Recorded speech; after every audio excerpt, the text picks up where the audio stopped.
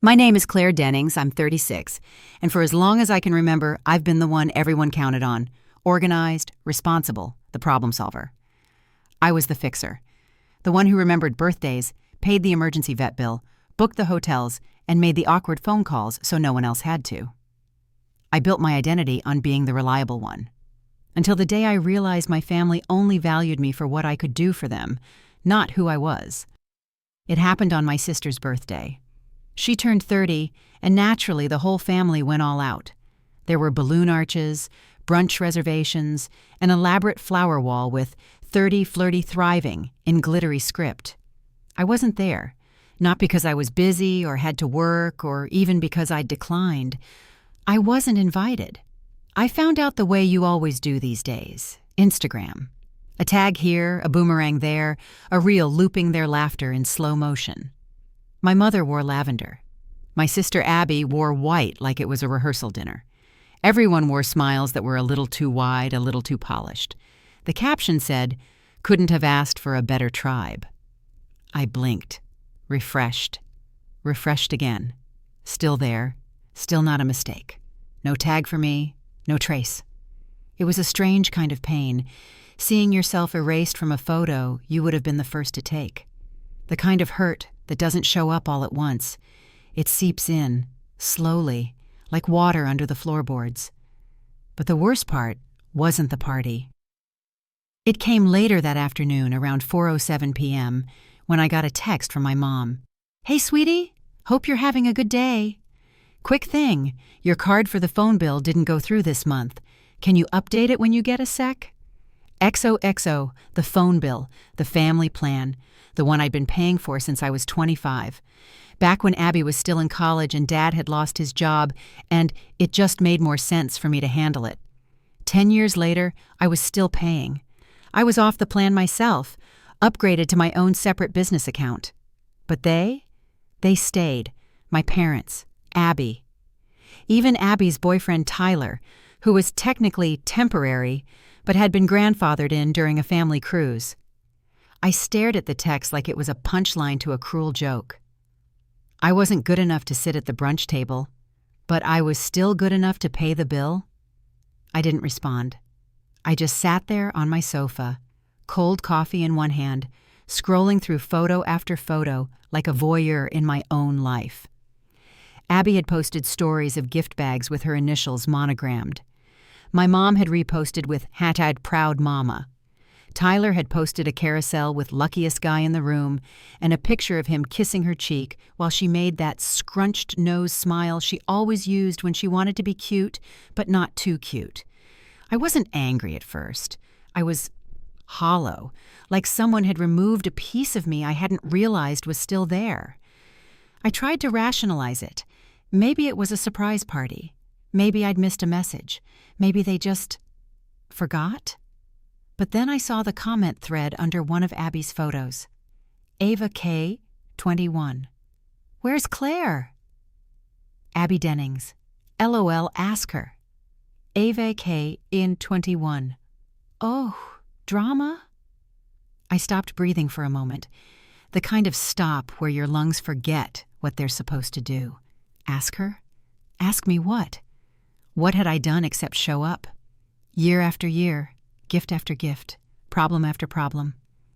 I was the one who helped plan her graduation party, the one who booked their couple's trip to Tulum when she and Tyler were too overwhelmed to do it themselves. I'd paid off her credit card once, without fanfare, without resentment, just because she needed me. Ask me? The last text I'd received from Abby was 3 weeks ago. She asked if I could spot her for a hair appointment. She had an interview.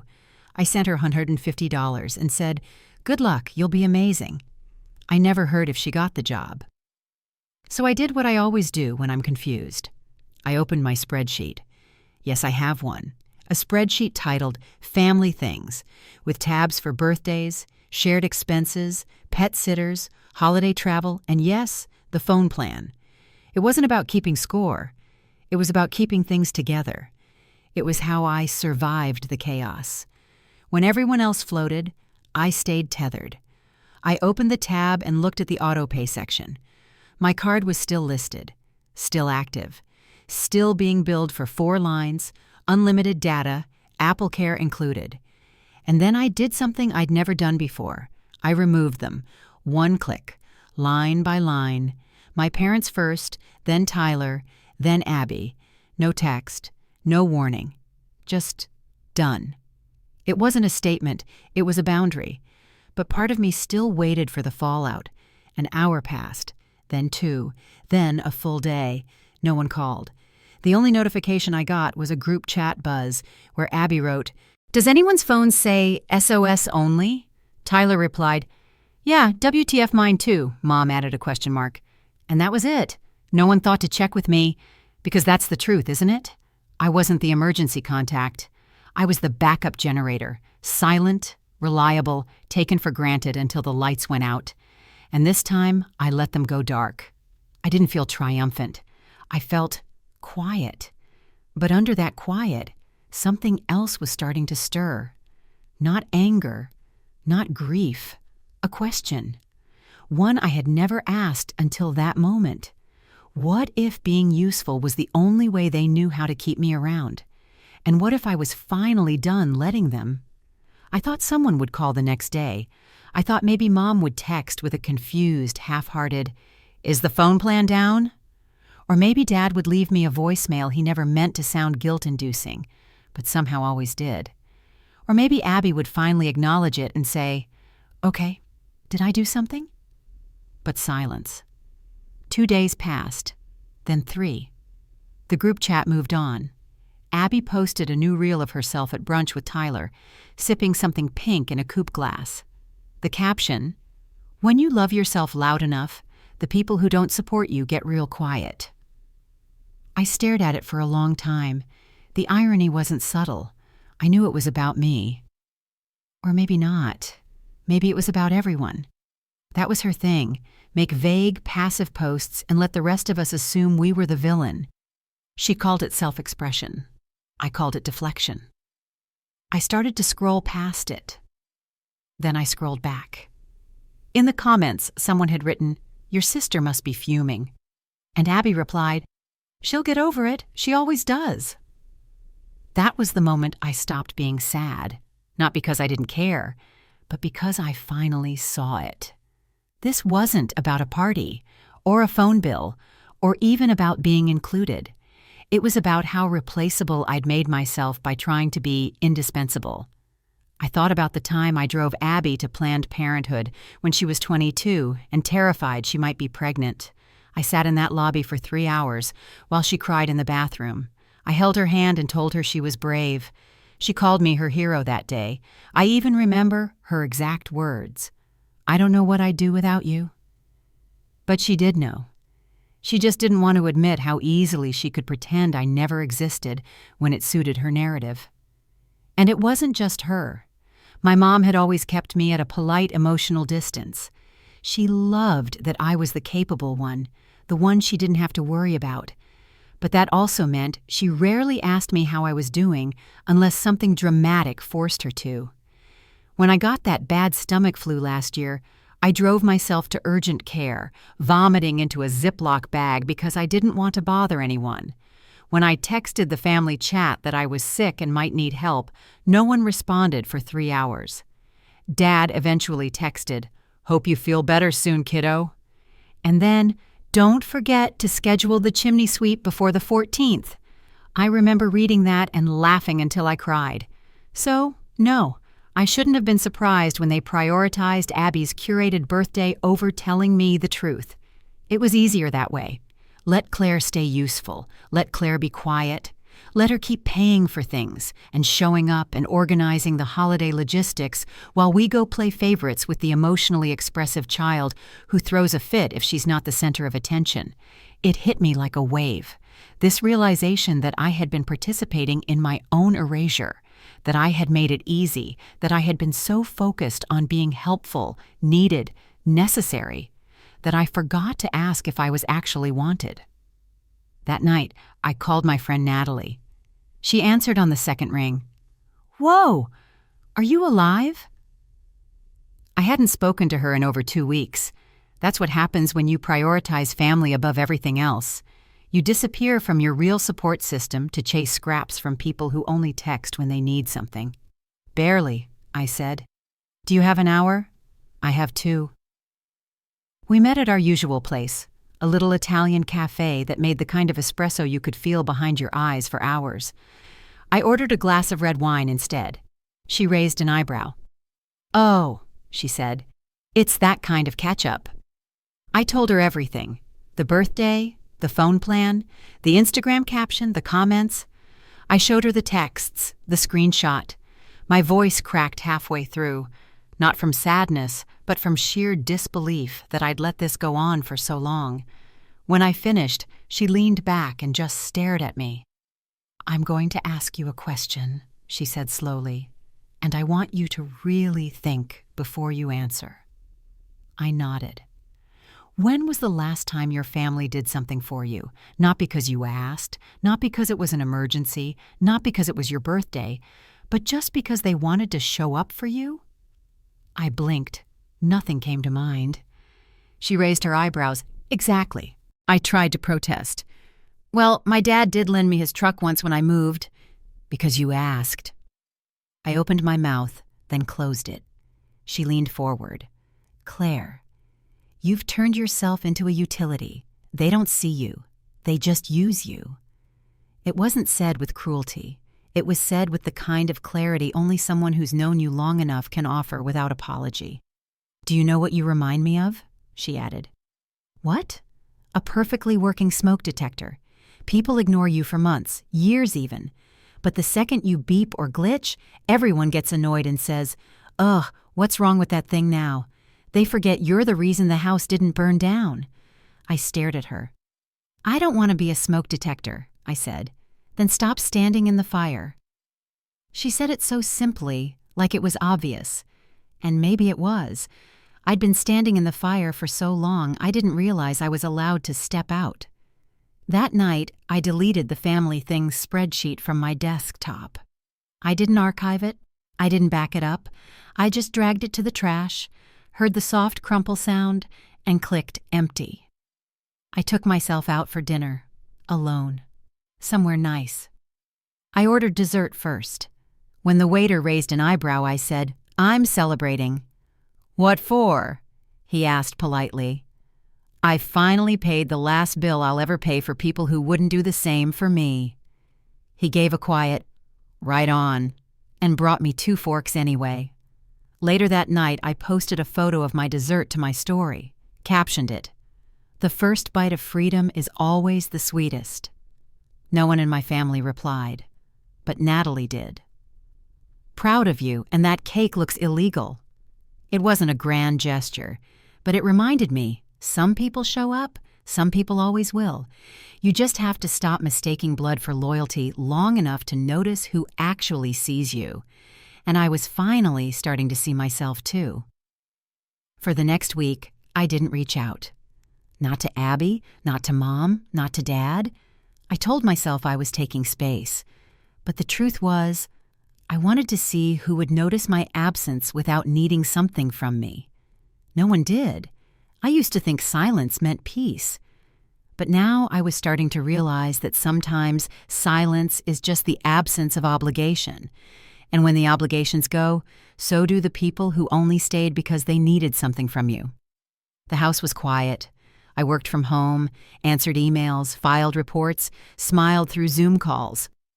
I responded to, "How are yous?" with, "I'm good," because that was easier than explaining I'd finally reached the tipping point of a 36-year identity crisis and wasn't sure what to do with the echo. One night, I sat on the couch with an old photo album I hadn't opened in years, the kind my mom used to obsessively update before everything went digital. Pages of glossy prints, half of them slightly off-center or blurry, but full of something real. There I was at 8 years old, helping Abby blow out her candles at her 4th birthday. I was holding her hand, steadying her wrist like I thought she might fall into the cake.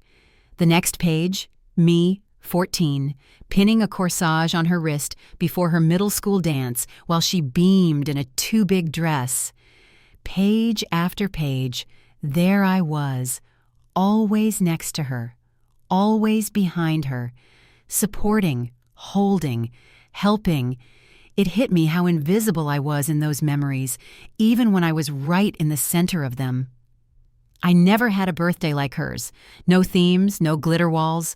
One year, Mom forgot to buy a cake, and I ended up with cupcakes from the grocery store bakery. Abby said, "At least you like those cheap kinds." And I nodded like it didn't matter, because that's who I was. The one who didn't make a fuss. The one who let things slide. The one who was so easy to love because I never asked to be loved back. I closed the album. I didn't cry. That surprised me. The ache wasn't sharp anymore.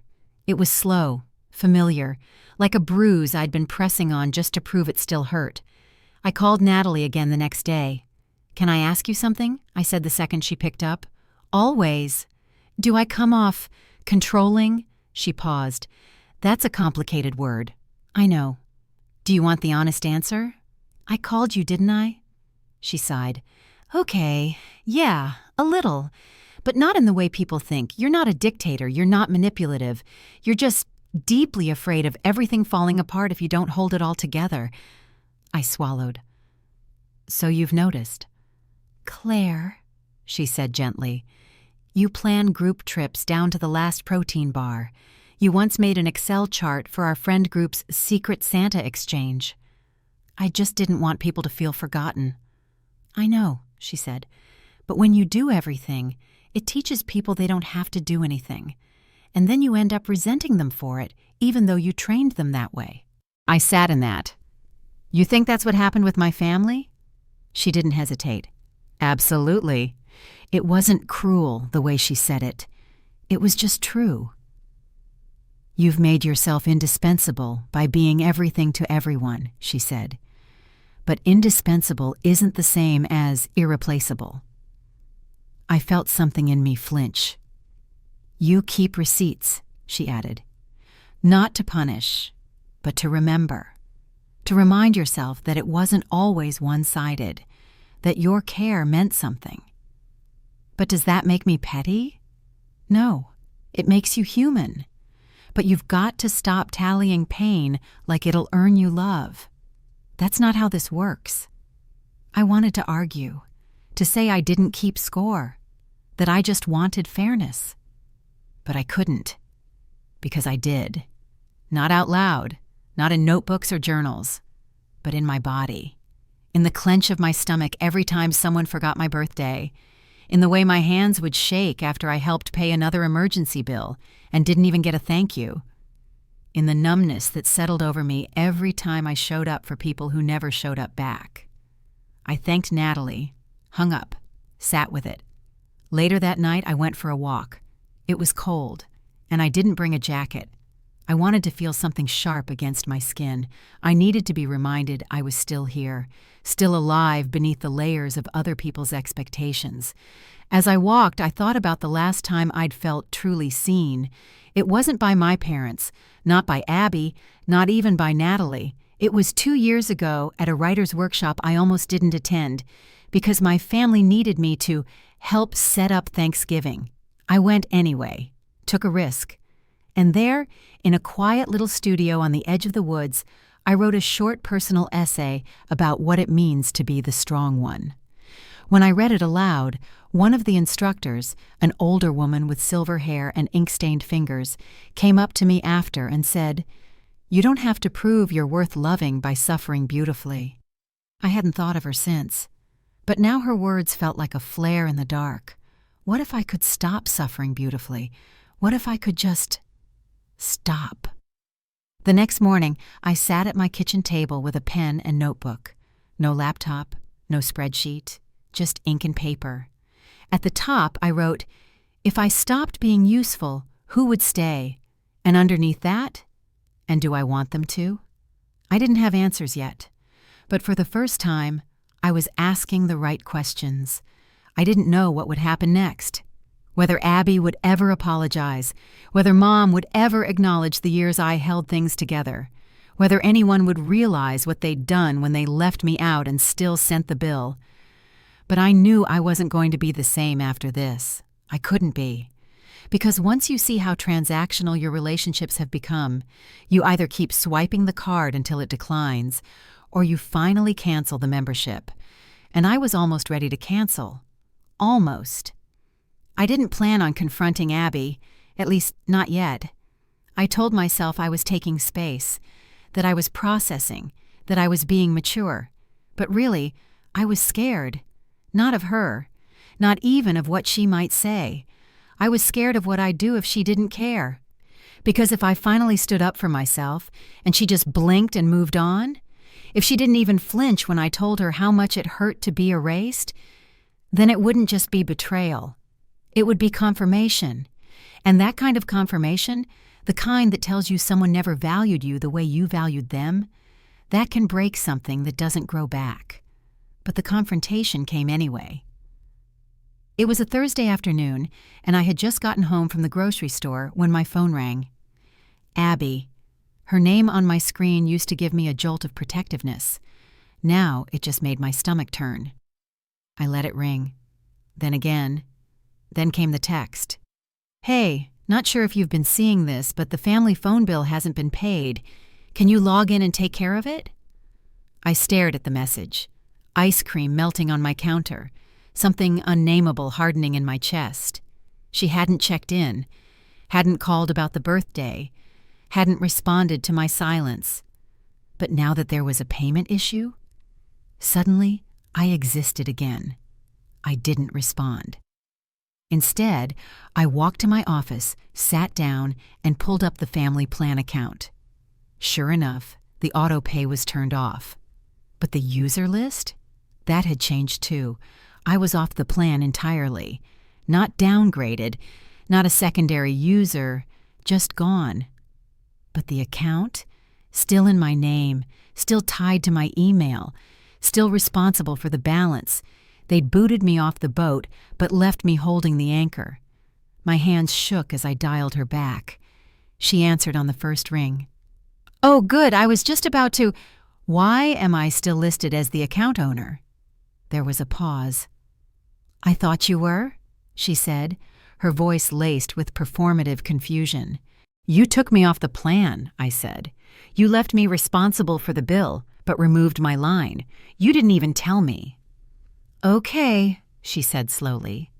First of all, this wasn't personal. We were just reconfiguring things. It was my birthday and we were sorting logistics and no one thought to mention it? Well, you've been kind of distant lately, she said, like that justified it. You didn't even reach out on my birthday. I almost laughed. You think I should have reached out to you? Well, yeah, she said. You're the older sister. That line, that stupid, insidious line. I've been hearing it my whole life. You're the older sister. You should know better. Be the bigger person. Be more mature. Be forgiving. Be supportive. Be everything she isn't ready to be yet. I was the one erased, I said. From the party. From the plan. From everything. And now you want me to pay for the privilege? She scoffed. You're being dramatic. No, Abby, I said, my voice suddenly calm.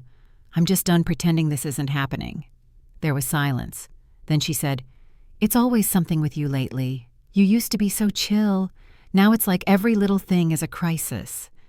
My hands clenched into fists, not from rage, from restraint. Abby, I said, breathing slowly, when you've spent your entire life making things easier for everyone else, the second you start having boundaries, people mistake it for war. She laughed once. God, you sound like a self-help book. Maybe I am, I said. And maybe it's helping me finally realize I'm not the villain in this story. Oh my God, she muttered. Is this about the party? No, I said. This is about everything. The party was just the last confirmation I needed. She didn't say anything, so I kept going. It's about every time I showed up for you when no one else did. It's about the rent I covered, the calls I answered, the messes I cleaned. It's about the fact that I made it so easy for everyone to rely on me that now you're all offended I don't want to be your free therapist, financier, and fixer anymore. You're twisting this, she said. No, Abby, I'm just finally saying it out loud. I could hear her breathing on the other end. Sharp, angry, quiet. "You know what?" she said. "Maybe you need to take a break from this family. Figure your stuff out." I didn't flinch. "Maybe I do," I said. "But not for the reason you think." Then I hung up. I canceled the phone plan that night. Fully shut it down. Sent out an email to Mom and Dad. Effective immediately, I will no longer be managing or funding the family phone plan. You're free to set up your own accounts. Best of luck. No one responded, but I saw the read receipts. I stared at my screen for a long time, waiting for the regret to hit. The guilt, the panic that used to come any time I disrupted the delicate emotional economy of my family. But all I felt was quiet, and in that quiet, something started to grow. Not bitterness, not anger, something simpler, something truer, relief. Because it wasn't just the phone plan I was stepping away from. It was the role, the script, the invisible job I never applied for but kept doing anyway. Out of love, out of duty, out of fear. And now I was unemployed by choice. I walked into the kitchen, poured a glass of wine, and toasted no one. "To the unsubscribed," I whispered. That night, I slept through the night for the first time in months. No phantom buzzing phone. No anxiety dream about being late for a family obligation no one would thank me for. Just silence. Sweet, earned silence. And in that silence, I could finally hear myself again. It's strange how once you stop performing a role, people don't know what to do with you. That weekend I got a text from my mom. No punctuation, which meant she was upset. "Call me." I stared at it for a full 5 minutes before putting my phone back down. In the old days, I would have called immediately, dropped everything, swallowed whatever I was feeling to make hers more comfortable. But now I was learning to sit with discomfort, hers and mine, let it breathe, let it stretch out, let it prove it couldn't kill me. I didn't respond. Not right away. Instead, I went for a walk in my neighborhood. No music, no phone in my hand, just the rhythmic slap of my sneakers against pavement and the slow exhale of a woman who was done rushing to rescue people who never thanked her afterward. Somewhere around the block, I remembered something I hadn't thought about in years. I was 15. Abby was 11. Our parents were fighting downstairs about money, about work, about something small that sounded big in the moment. I'd taken Abby into my room, closed the door, and turned on music to drown them out. She was crying. Not big sobs, just little gasps, like she didn't want to be caught doing it. I sat with her on the floor, held her hand, and said, "It's not your job to fix them." She nodded like she understood. But I did it anyway. The laundry, the lunches, the logistics. I filled every gap our parents left behind and never questioned it. Because someone had to. Because if I didn't, who would? I wasn't just the older sister. I was the parent, the planner, the quiet architect of calm in a house that couldn't hold it. And maybe somewhere deep down, I'd hoped that one day, when things were good, someone would remember. Maybe that's why this hurts so much now. Because they didn't. They moved on. They grew up. They got softer while I stayed sharp.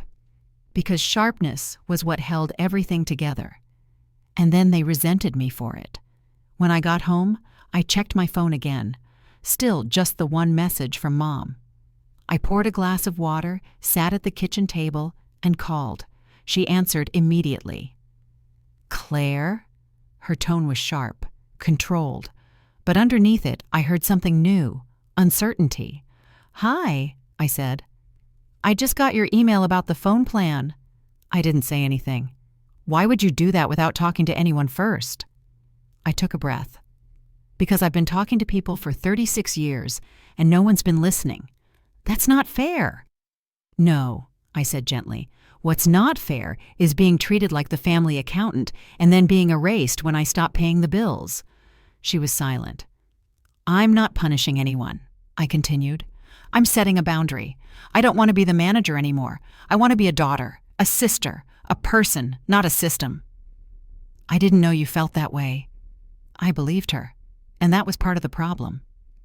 You didn't know, I said, because I didn't feel allowed to say it. Claire, you've always been the strong one. That's exactly it, she sighed. You know how Abby is. She doesn't mean to hurt people. That's not enough anymore, I said. She doesn't get to hide behind being sensitive while I have to be bulletproof. Mom got quiet again. Then, she says you've changed. I have. Well, change is hard. I know. That's why I'm being patient. But I'm not going back. A beat passed. I'll talk to your father, she said finally. About the plan. I nodded, even though she couldn't see me. Thank you. We hung up without a real goodbye. But I felt lighter. The next few days were uneventful in the way that's both boring and beautiful. I read a book, went to a farmer's market, took an actual lunch break for once, and sat outside with no goal but to feel the sun on my skin. No urgent calls, no panicked texts, no guilt. I didn't know if that meant they were angry or just adjusting, but either way, I wasn't rushing in to fix it. Then Abby called. I didn't answer. She called again the next day. Then came the text. I know you're mad. Can we talk? Just when you're ready? There was no demand, no manipulation, just a pause. A door left cracked open. I sat with that for a while. Then I typed, tomorrow, my place, noon. She responded with a thumbs up. The next day, she showed up 10 minutes early, like she always does when she's nervous.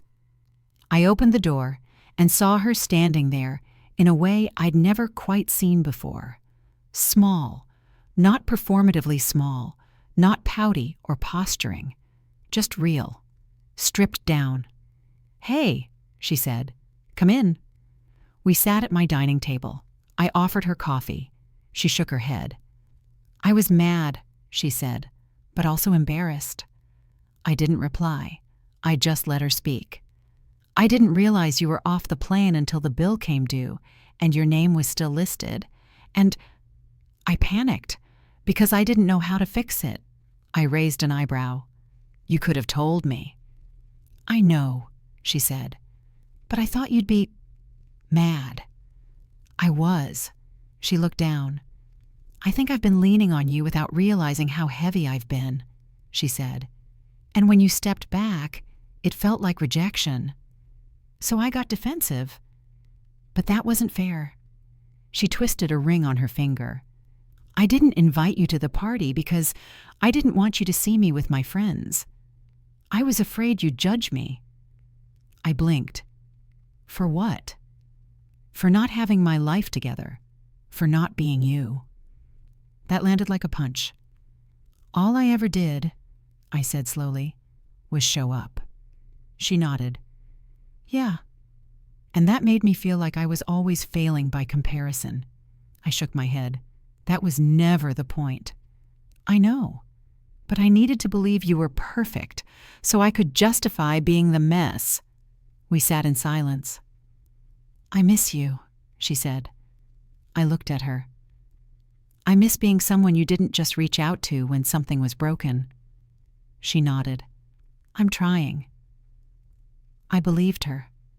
I reached across the table and placed my hand over hers. Then we can start again. And we did. Not all at once. Not perfectly. But with honesty. That night, she texted me a meme that made me laugh so hard I choked on my tea.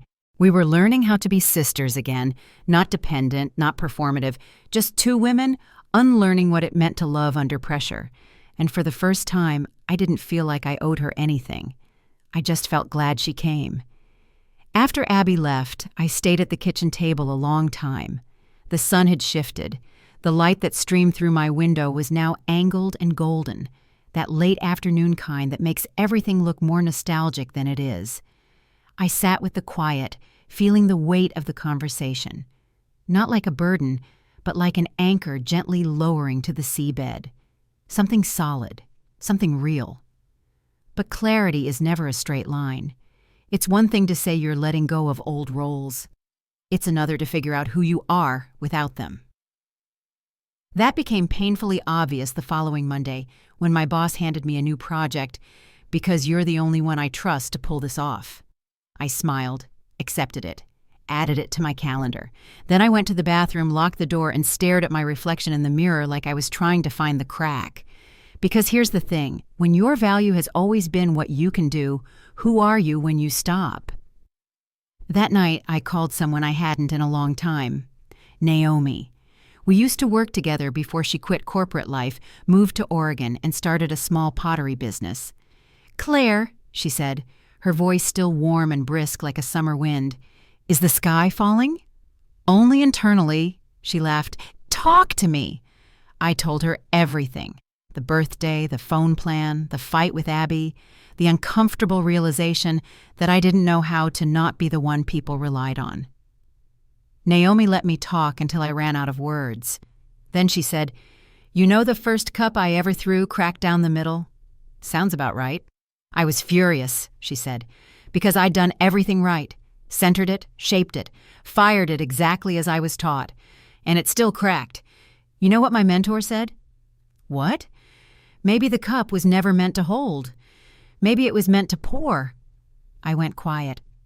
"I think you were taught to be a vessel," she said, "to carry everyone, their mess, their moods, their needs, but you're allowed to pour now, to spill, to crack." "You make being messy sound poetic," I muttered. "It is," she said, "but more than that, it's honest. You've been edited for too long, Claire. Maybe it's time to be the rough draft." That stayed with me for days. It echoed in the back of my mind when I turned down an extra project at work, when I left my phone on silent through an entire Sunday, when I didn't text Abby back right away even though I wanted to. I was practicing imperfection, not to punish anyone, but to let myself exist beyond utility. Then came the dinner. Mom's idea. She emailed, not texted, me and Abby, invited us over, said she was making lasagna, and hoped we'd come. I stared at the message for a long time. It was short. No agenda, no guilt trip, just an ask. I said yes. So did Abby. The day of the dinner, I walked in not as the fixer or the planner or the stand-in third parent, but just Claire. I didn't bring dessert. I didn't bring wine. I didn't bring a backup plan. I brought myself. Mom was already in the kitchen, her apron dusted with flour. Abby was setting the table, badly. The forks were on the wrong side. I noticed it and said nothing. Progress. "Hi, sweetheart," Mom said, wiping her hands. "Hi," I said and hugged her. Abby gave me a side glance and a smirk. "Bet you want to fix those forks." "I'm in recovery," I said. We all laughed. Dinner was nice. Not profound, not dramatic, just normal. 3 women figuring out how to be family without the scaffolding we'd used for decades. There was a moment, though, small but significant. Mom spilled sauce on the tablecloth. Her instinct kicked in fast. "Claire, can you grab the—" "Oh, never mind, I'll get it." She caught herself, and I let her. Later, over coffee, she said quietly, "I used to love how competent you were. I still do. But I think I leaned on it too hard. And I never asked how much it cost you." I blinked. "That's the thing about being the capable one," I said. "No one checks if you're drowning because you don't look like you're struggling."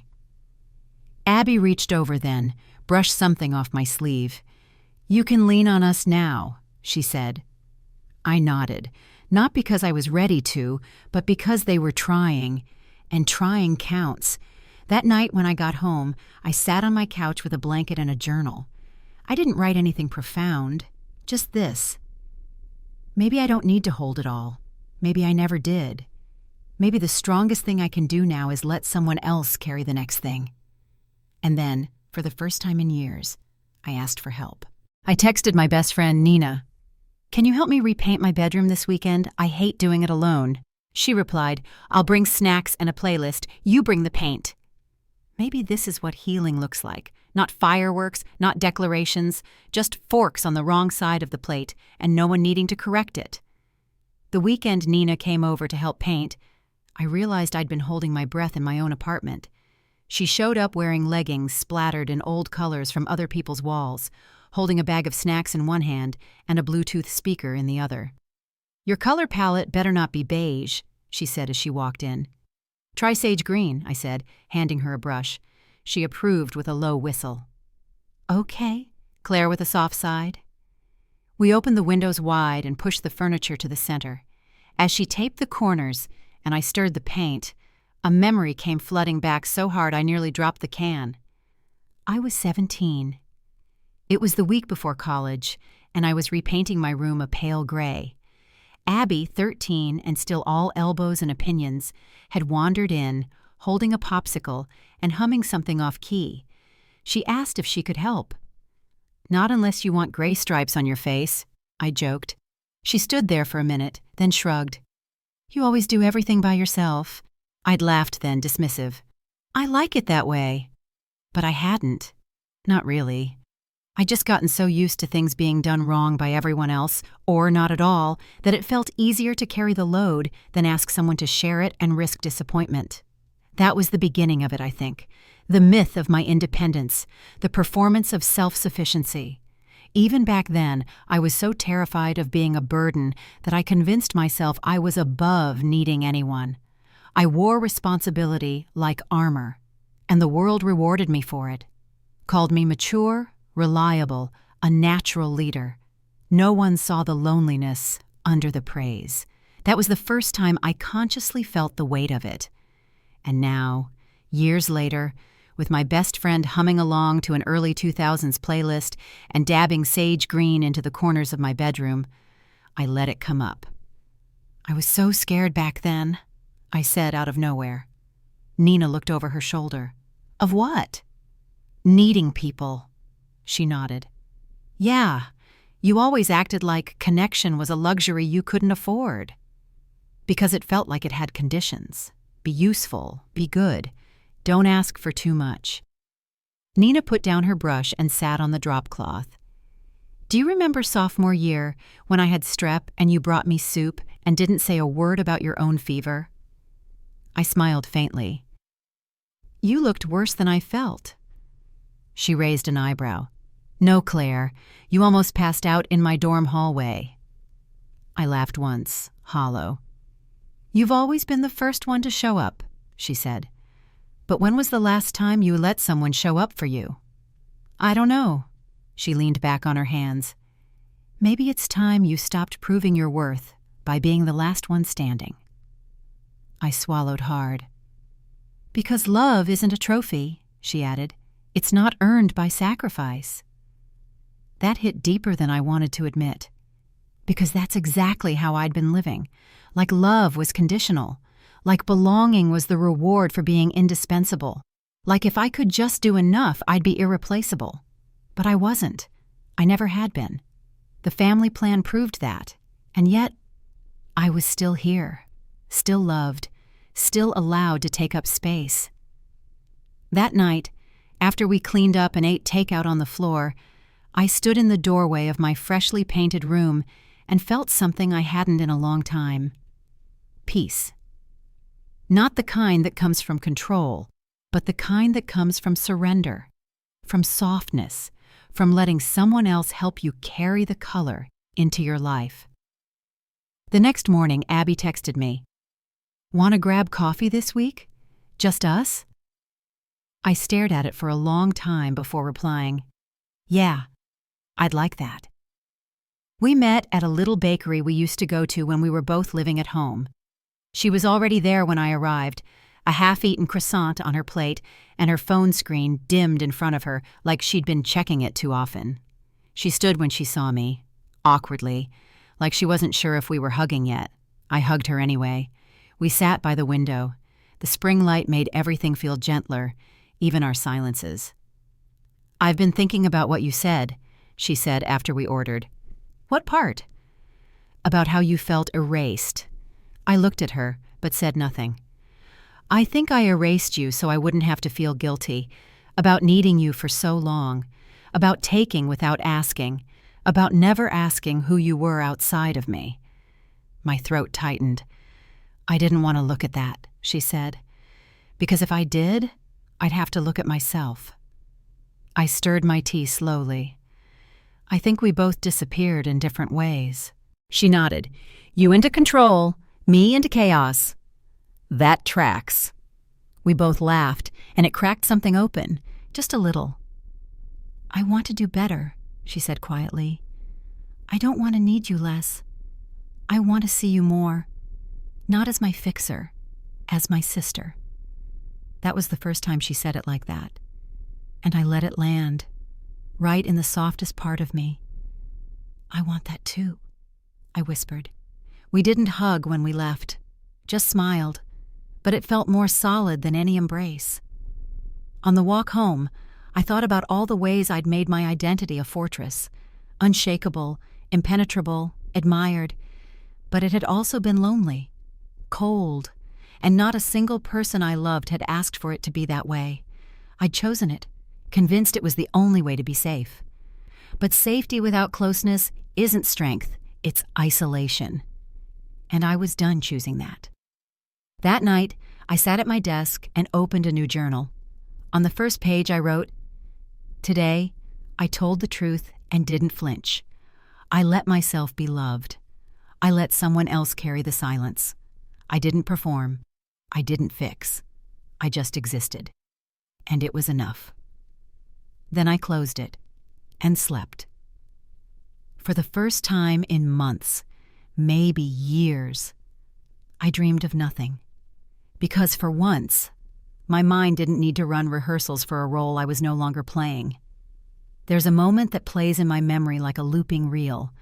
I was 9 years old, standing in the middle of the kitchen, holding a roll of paper towels and trying not to cry as my mother scolded Abby. Abby, 7 at the time, had spilled a full glass of grape juice on the floor. Our mother was exhausted. Dad had just left for a work trip. The dishwasher was broken, and dinner was burning on the stove. She was fraying at the edges, and the juice was just the final thread snapping loose. She wasn't cruel. She wasn't even really mad. But her words came out sharp, tired. "For once, Abby, can you just be careful?" Abby burst into tears. I remember feeling something swell in my chest. Not pity, not annoyance, but urgency. I ran for the paper towels, got on my knees, started blotting the floor with silent precision. Mom looked at me, sighed, and muttered, "At least someone's helpful." That moment stayed lodged in my spine. I don't think she meant anything by it. It wasn't abuse. It wasn't even neglect. It was exhaustion. It was what happens when two parents work 50-hour weeks and children become collateral damage to fatigue and good intentions. But I learned something that day. Be helpful. Be praised. Don't cry. Don't mess up. Don't spill things, literal or emotional. Fix what someone else breaks, even if no one asks you to, especially if no one asks you to. That was the beginning of the version of me everyone knew. The girl who didn't make scenes, the teenager who did her homework without reminders, the daughter who never caused concern, the woman who became the human safety net for everyone around her. And now, here I was, 3 decades later, trying to stitch together a self that wasn't defined by other people's needs. The next week, my therapist, a recent addition to my life, but one I now considered essential, asked me a simple question. "What do you do when you feel unappreciated?" I laughed a little. I double down. "Explain." "I work harder? I try to earn it?" She nodded. "What would it look like to not try?" I opened my mouth, closed it again. "I don't know," I said finally. "It feels dangerous." She leaned forward. "It's not dangerous, Claire. It's just unfamiliar." That hit me like cold water. She was right. It wasn't danger I was feeling when I considered stepping back. It was disorientation. I didn't know who I was without the effort, the striving, the quiet ache of being the reliable one. But that ache was no longer noble. It was corrosive. "I want to be loved without an invoice," I said. She smiled. then stop itemizing your value. That night, I deleted a note on my phone I didn't realize I'd been keeping. It was a running list of things I do that no one notices. Grocery runs, calls to the insurance company, birthday cards mailed on time, even Abby's dentist referral that I'd emailed her last year after she'd mentioned she needed one. I'd been tallying them like proof. Proof that I mattered. Proof that I gave more than I received. Proof that I was worth keeping. But I don't want to be loved like a subscription anymore. I want to be loved like air, unquestioned, necessary, invisible, but vital. And maybe, I thought, maybe that starts with me. Later that week, I got a text from my mom. Family dinner next Sunday. Casual. Just want to see everyone. You in? There was no guilt laced in it. No implied obligation. Just an invitation. And for the first time in months, I didn't feel dread or pressure. I felt curious. I texted back, "Yes, can I bring anything?" She replied, "Just yourself." I smiled. It wasn't a miracle. It didn't erase decades of subtle expectations. But it was a beginning. At the dinner, the table felt different. The energy wasn't tight or performative. Dad cracked a joke about burning the garlic bread. Abby was already on her second glass of wine before salad. And Mom? She just looked happy to have us all there.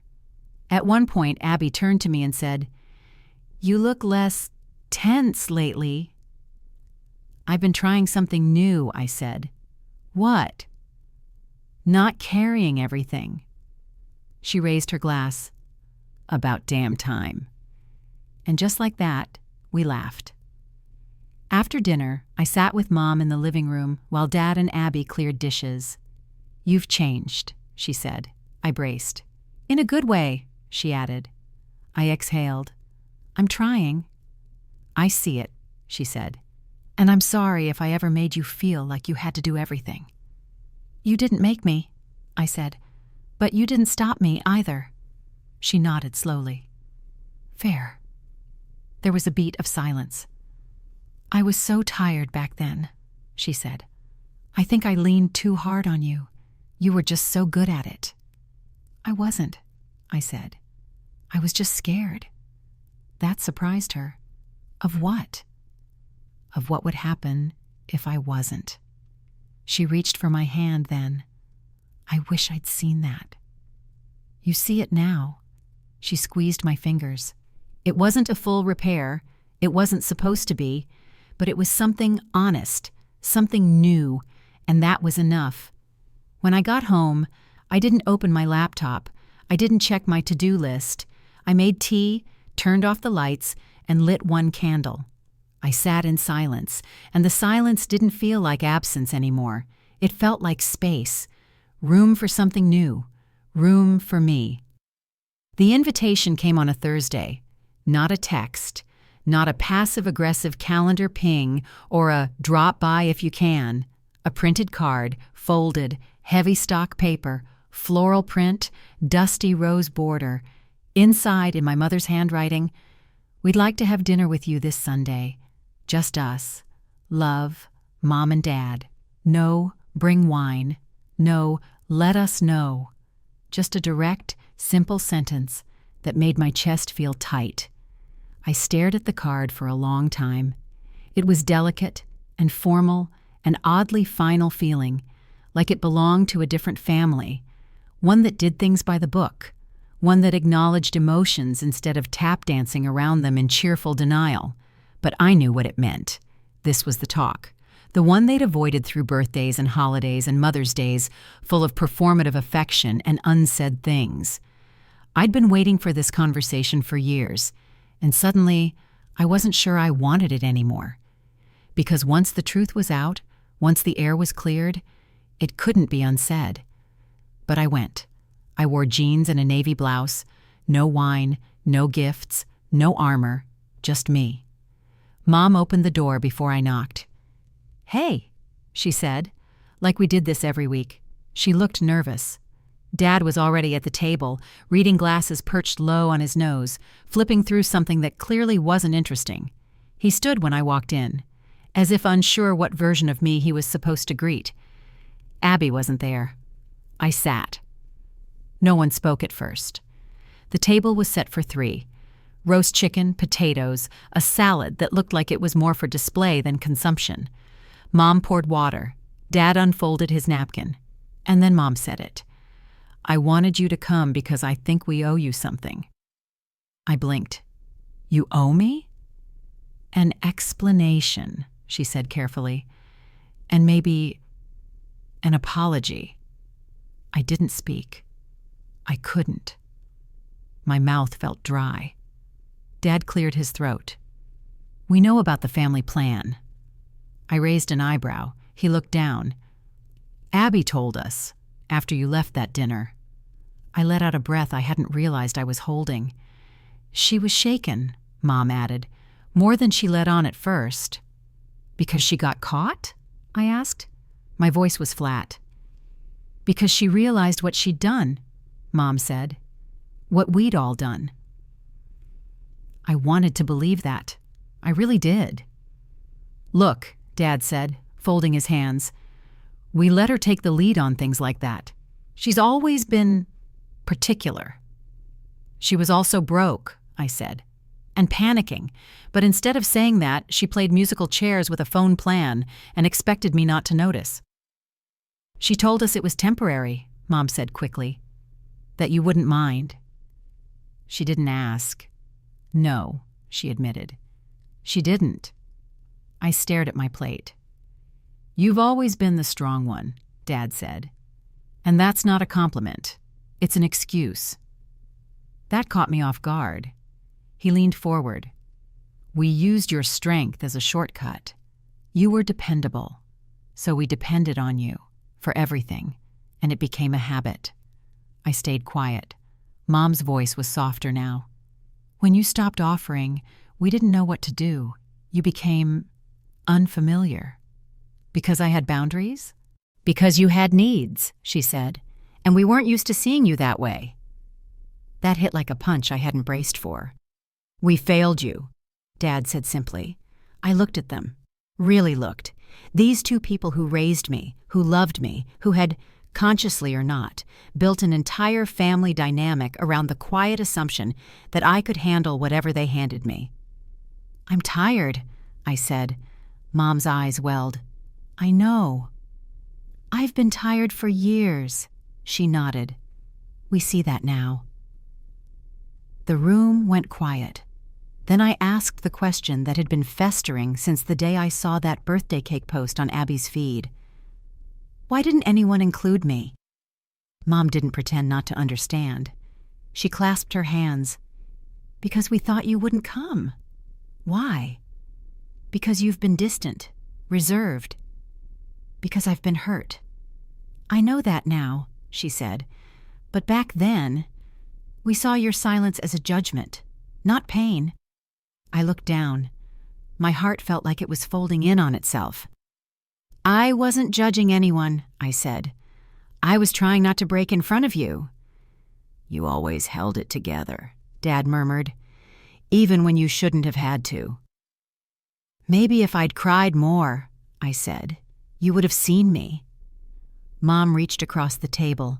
I didn't take her hand, but I didn't pull away either. "We're not perfect," she said, "but we want to be better. For you." "I don't want a perfect family," I said. "I want a real one." Then Dad asked something I never thought I'd hear from him.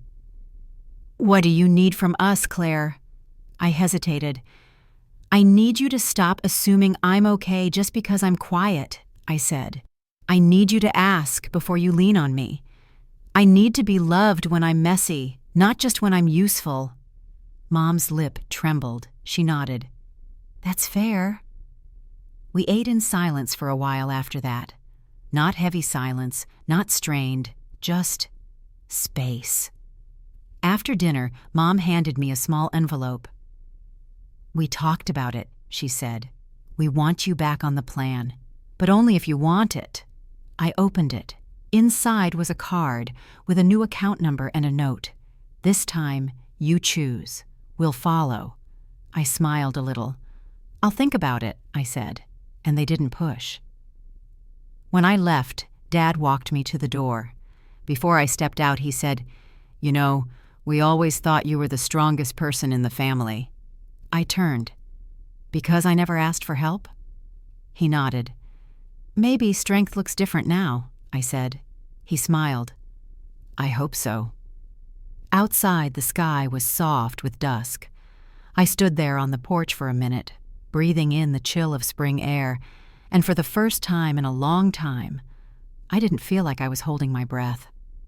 Inside, my parents were cleaning up together. No one asked me to stay. And that, oddly, felt like love.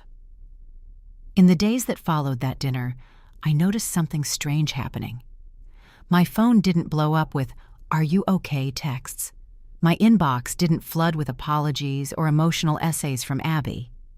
No one sent flowers. No one begged for forgiveness. But I also didn't feel abandoned. Because for the first time, silence didn't feel like exile. It felt like space to breathe. I spent that week going on long walks without my earbuds in. I didn't rush through them. I let my thoughts stretch out, unspooling quietly while I passed dog walkers and stoop sitters and the rustle of wind through half-bloomed trees. I journaled, nothing elaborate, just bullet-point thoughts, fragments, bits of clarity that came in waves. I am not the glue. I don't have to be the strong one to be loved. Saying no is not cruelty. Letting others feel consequences is not abandonment. My worth is not in what I fix. Then I texted Abby, "Hey, would you want to grab coffee next week?" She responded a minute later, "Yes, I've been hoping you'd ask." We met at our usual spot, hollow ground, the little cafe with crooked tables and overpriced lavender scones we used to frequent before everything cracked. She looked nervous. I probably did too. We ordered and sat across from each other like strangers on a first date. "I'm sorry," she said immediately. I didn't rush to respond. "I was embarrassed," she continued, "about the plan, about everything. I didn't know how to explain it without sounding awful." I nodded slowly. "It wasn't just the phone, Abby." "I know." Her eyes met mine. "I've taken you for granted." "I let you," I said. "I taught you to." She blinked, surprised. "I made it so easy to rely on me that no one ever thought to ask if I wanted that role." She looked down. "You always seemed like you had it together." "That's the biggest lie I ever sold," I said. We both laughed, soft and shaky. "I was always the mess," she said, "and I hated it, but I didn't know who I was without that story. If I wasn't struggling, I didn't think anyone would show up." My throat tightened. "I know that feeling," I whispered, except mine was the opposite. I thought if I ever did struggle, no one would know how to be there. We sat in that truth. It felt like looking in a mirror, one that reflected not blame, but understanding. "Can we try again?" she asked. "Only if we do it differently," I said. "I want to." So we did. Trying again wasn't a grand gesture or a one-time sit-down. It was smaller than that, slower, more honest. It was texting each other when we didn't have news to share, just a need to connect. It was her asking me, "How are you?" and waiting for the real answer. It was me not flinching when she offered to do something for me, even if it was as simple as driving me to the airport or picking up lunch when I had the flu. It was learning how to take, not just give. And it wasn't just Abby. My parents started calling more, but not with tasks, just to check in, sometimes with nothing to say. Mom sent me a photo of her new tomato plants. Dad forwarded a YouTube video of a squirrel breaking into a bird feeder. For no reason, just sharing. That felt like progress. I wasn't anyone's assistant anymore. I was part of the picture, not the one holding the camera. Even my own habits began to shift. I stopped organizing every group chat. I didn't RSVP first to everything. I let myself arrive late sometimes. I allowed myself, just once, to let the dishes pile up in the sink after a long day. No apology, no guilt. It wasn't rebellion. It was healing. Erin noticed the shift first. "You don't apologize for existing anymore," she said, grinning over lunch. "I'm trying to stop editing myself for comfort," I replied. She raised her glass. "To full volume Claire." It made me laugh, but something in me felt full in that moment, like I was no longer living at half capacity. Then one morning Abby called. "Can you come over?" she said. "It's not an emergency. I just want to talk." When I got there, she was sitting on her couch with an envelope in her hands. Her expression was unreadable. She handed it to me. Inside was a check. I stared at it. "It's for the phone bills," she said quickly. "The last year's worth. I can't pay it all at once, but I want to. I need to." "You don't have to." "I want to," she said. "Because it matters. Not because you're keeping score, but because I am." I felt a knot loosen in my chest. Not because of the money, because she saw it. She saw me. "I'm proud of you," I said. She laughed. "Don't make me cry."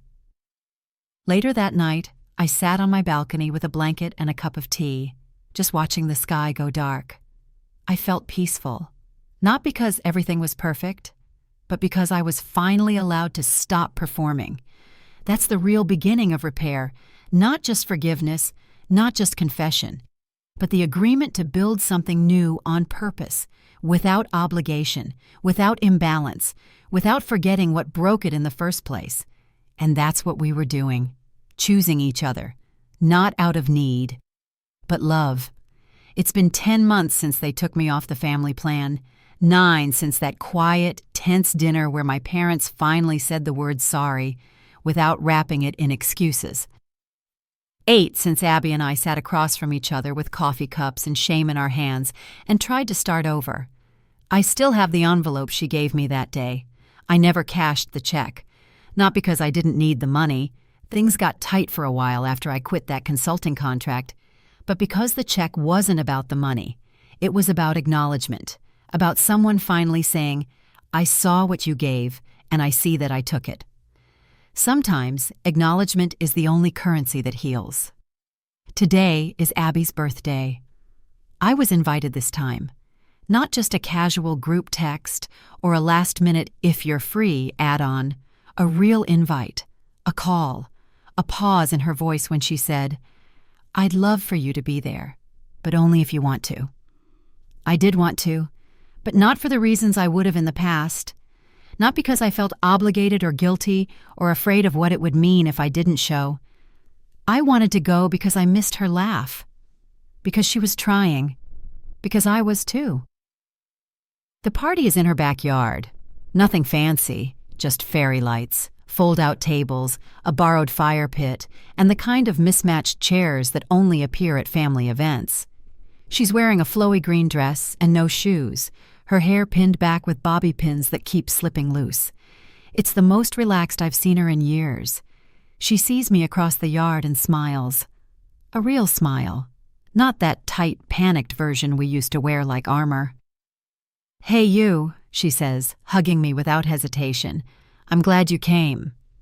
"I brought lemonade," I reply, holding it up. "Of course you did," she says, laughing. "You always bring something." I raise an eyebrow. "I can take it back to the car." "No," she says quickly, grinning. "Stay, sit, just be here." So I do. Mom is at the grill wearing an apron that says "Birthday Queen Sous Chef."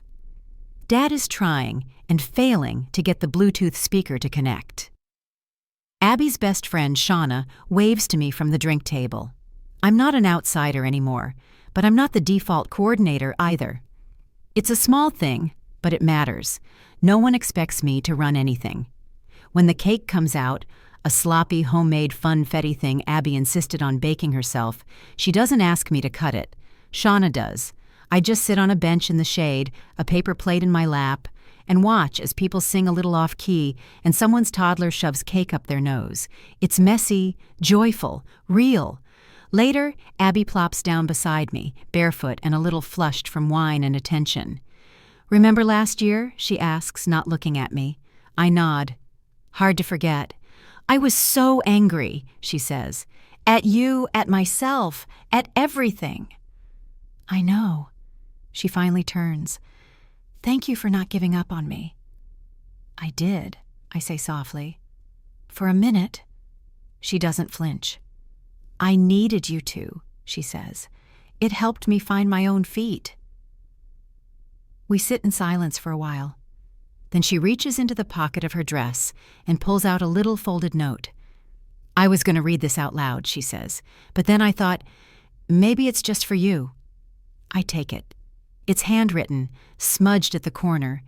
Inside it says, "You were never the problem. You were just the first one brave enough to name it." Thank you. I love you. My eyes sting. I don't hug her. I don't say anything for a long time. But I hold the note like it matters. Because it does. Hours later, after the last chair has been folded and the sparklers have burned down, I stand on the sidewalk outside Abby's house. The sky is deep navy, the kind of dark that makes the stars feel deliberate. Dad walks out to say goodbye. He pulls me into a hug. "I'm proud of you," he says. "Not because you fixed anything, but because you didn't." That lands harder than he knows. Mom kisses my cheek. "You looked peaceful today." "I felt it," I say. For once, I didn't feel like I had to earn being here. "You never did," she replies. "I know," I say. "Now." As I drive home, I roll the windows down and let the wind whip through my hair. No music, no noise, just my thoughts, and the night, and the gentle hum of a life that no longer demands my constant management. I think about what it took to get here. Not just the anger and the grief and the voicemails I played over and over like evidence, but the moment I realized I could opt out of performance and still be worthy of love. That's what changed everything. I stopped trying to be indispensable, and instead I just asked to be seen. Now I sit at tables where I'm not the one pouring drinks and taking coats and arranging dessert. I show up late sometimes, I leave early if I'm tired, and no one says, "What's wrong?" Because they know. Nothing's wrong. I'm just not holding everything anymore. The final test came 3 weeks ago, during my cousin Amanda's baby shower. The RSVP email was sent to everyone, including me. There was even a group chat. I wasn't added as admin. At the party, someone spilled an entire bowl of punch on the welcome table. I saw it happen, and I didn't move. I watched as Amanda's friend leapt up, grabbed napkins, and started cleaning. No one even looked at me. It was bliss. I ate 3 cupcakes and sat with my feet up for most of the afternoon. I don't know what the future holds. I don't know if Abby and I will always get along, or if my mom will remember to call just to say hi instead of asking for a favor. But I know this: I am not here to be convenient. I am here to be real, and that's enough. So, here's my question to you. If you've read this far, have you ever been excluded by the people who were supposed to love you most? What did you do with that pain? Share your story in the comments, and don't forget to like and subscribe if this one made you feel seen. You deserve to be wanted, not just needed. Welcome to the table. You don't have to earn your seat.